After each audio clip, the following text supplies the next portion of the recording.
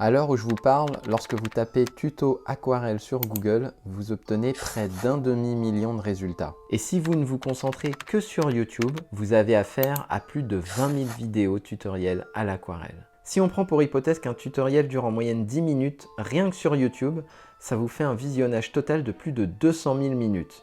Ça revient à 138 jours, soit plus de 4 mois non-stop de visionnage en ne faisant que ça, sans manger, ni dormir. Derrière cette introduction un brin caricatural se cache un réel fléau, un fléau qui m'a fait perdre plus de 2 ans à errer et à tâtonner. Ce fléau, c'est la tutobésité. La tutobésité est une maladie qui se déclenche lorsque nous ingurgitons trop de tutoriels. Elle tue à petit feu nos rêves de créativité, car la tutobésité est à notre créativité ce que le fast-food est à notre alimentation, un poison indolore, lent et pervers. Dans cette vidéo, je vais vous montrer comment détecter les 3 symptômes de la tutobésité avant de vous proposer un remède à la fois curatif et préventif. Puisse cette vidéo vous aider à identifier les signes avant-coureurs de la tutobésité pour vous éviter à avoir à tâtonner comme j'ai pu le faire à mes débuts. Accrochez votre ceinture et plongeons ensemble dans l'univers toxique des tutoriels à l'aquarelle.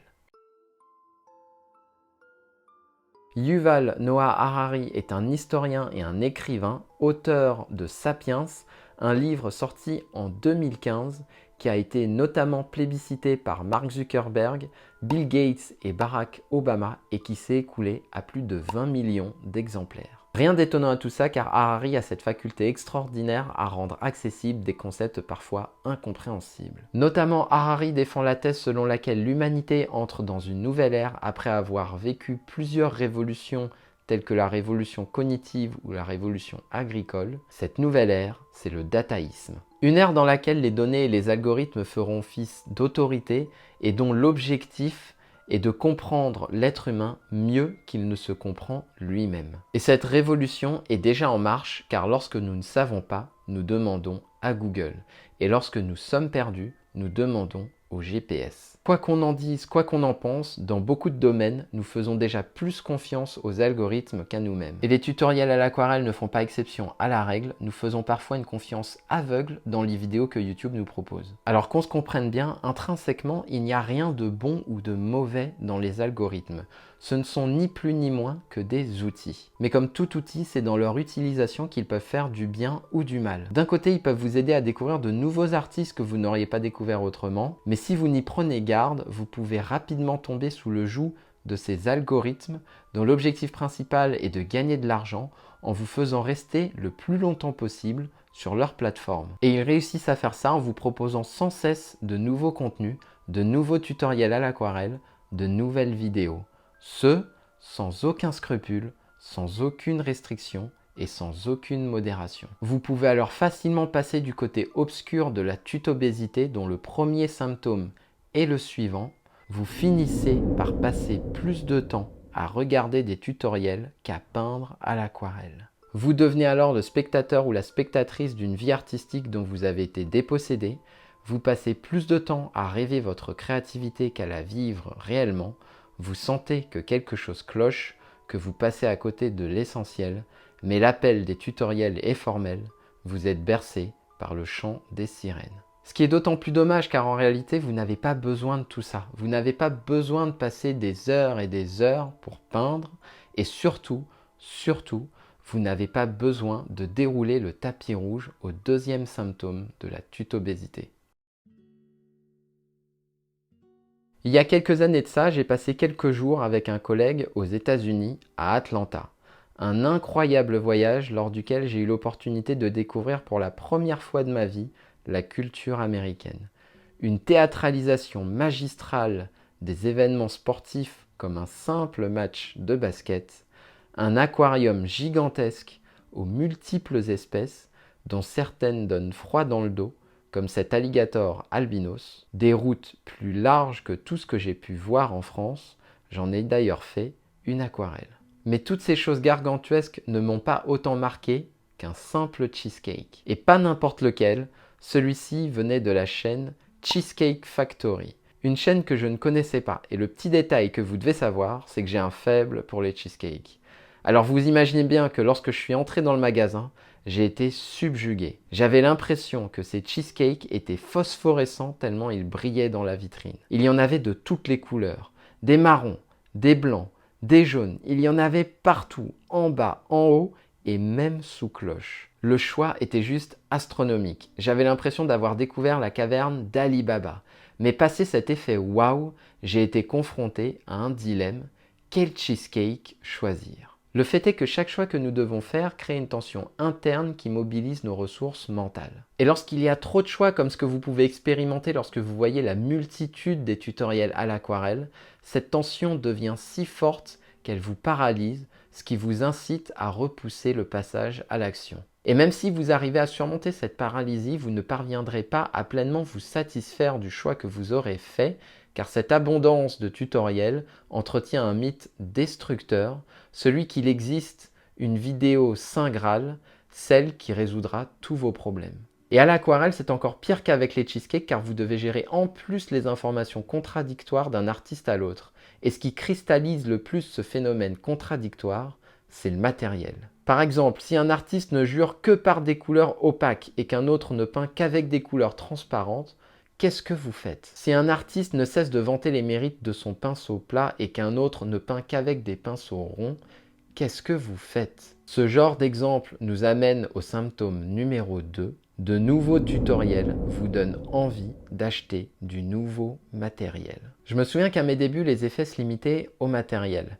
Mais à mesure que le symptôme persistait, je commençais à perdre confiance en moi. Je commençais à douter de ce que je savais peindre et même de ce que j'aimais peindre. Et à la fin, on ne pouvait pas dire que j'étais un artiste maudit, mais on pouvait clairement dire que j'étais un artiste zombie. Dépouillé de tout jugement critique, je me retrouvais à errer sur le web à la recherche d'une nouvelle proie, une nouvelle vidéo fraîche à consommer. J'en arrivais à un stade où je me dégoûtais de l'aquarelle et de moi-même, car j'étais incapable de me sortir de cette situation qui me semblait inextricable. Le pire dans tout ça, c'est que ça se passait uniquement dans ma tête, car 99% de ce que vous voyez dans les tutoriels à l'aquarelle, vous pouvez déjà le faire avec le matériel que vous possédez déjà. J'ai mis du temps à réaliser que le matériel compulsif était un symptôme et non une solution, mais même après ça, il m'a fallu me confronter au dernier symptôme.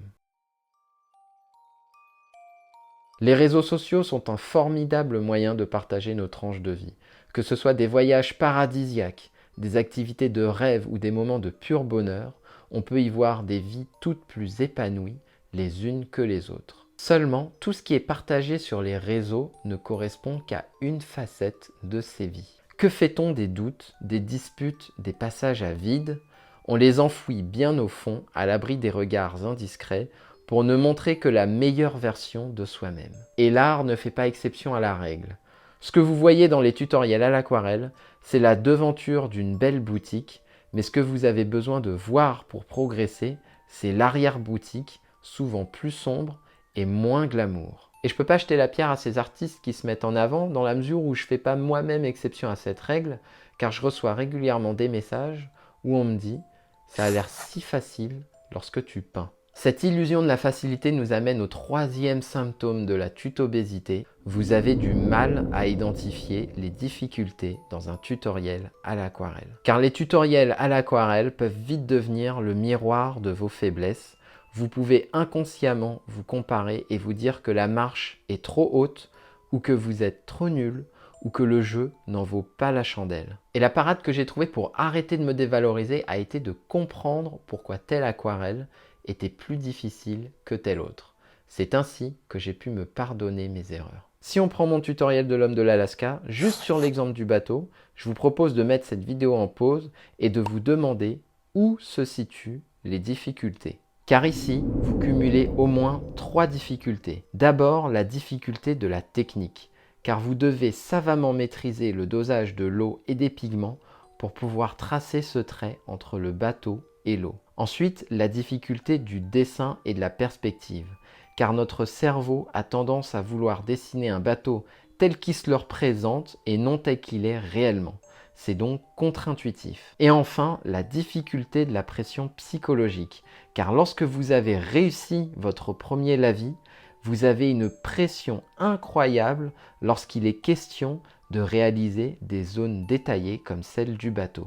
C'est un petit peu la différence de pression entre chanter votre air préféré sous la douche et le faire lors d'un concert devant des dizaines de proches. Et alors vous voyez que si je ne vous dis pas tout ça en vous laissant dans cette illusion de la facilité sans que vous ayez détecté les difficultés d'une aquarelle, eh bien vous aurez naturellement tendance à vous dévaloriser en vous comparant à l'artiste. Cette vidéo un peu sombre est malheureusement nécessaire pour vous mettre en garde contre les pièges dans lesquels vous pouvez tomber, dans lesquels je me suis empêtré pendant plus de 2 ans. C'est pour ça que ce n'est pas une priorité pour moi de multiplier les tutoriels sur ma chaîne YouTube, car je sais d'expérience qu'ils ne font pas réellement progresser.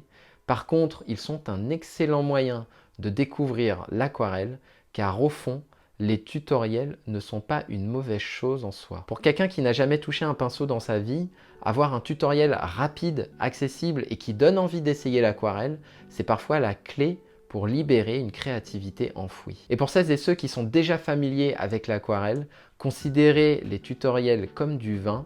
Il y en a des bons et il y en a des mauvais, mais dans tous les cas, consommez-les avec modération. Et si vous souhaitez vraiment progresser et vous prémunir contre la tutobésité, je vous conseille de vous éloigner de ce brouillard artistique dans lequel les tutoriels peuvent vous mettre et de revenir aux fondamentaux de l'aquarelle grâce à une série d'exercices simples, accessibles et efficace. C'est ce que j'ai décidé de faire après 2 années de traversée du désert.